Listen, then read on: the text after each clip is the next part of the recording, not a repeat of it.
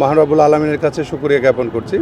আলহামদুলিল্লাহ, আমরা গত পৌরসভা নির্বাচনে ভোট করার কারণে কক্সবাজার পৌরসভার প্রায় 12 জনকে বহিষ্কার করেছিল দল থেকে।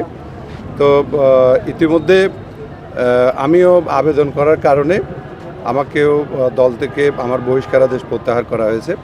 স্বাভাবিকভাবে এটি আনন্দের একটি বিষয়। দীর্ঘদিন দল করেছি, প্রায় 37 বছর করে দল করছি। দলে থেকে বিরত থাকাটা কঠিন একটি কাজ।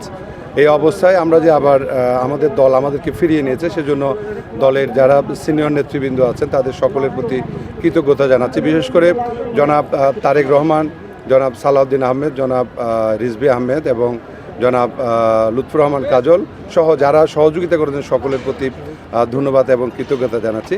এবং সাথে সাথে আজকে যারা খুব আন্তরিকতার সহিত এখানে আমার সাথে দেখা করার জন্য এসেছে, আমি তাদের সকলের প্রতি কৃতজ্ঞতা জানাচ্ছি।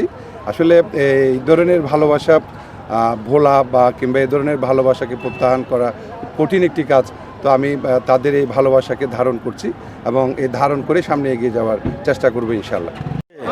আমাদের কক্সবাজার পৌরসভার 7 নম্বর ওয়ার্ড এবং 12টা ওয়ার্ডের মধ্যে একটা চারাক, এই চারাকের জন্য আমরা ফুল উত্তরা নিয়ে বরণ করে নেওয়ার জন্য আসছি এখানে। আমরা খুব আনন্দিত আজকে ঈদের মতো লাগতেছে আমাদের থেকে।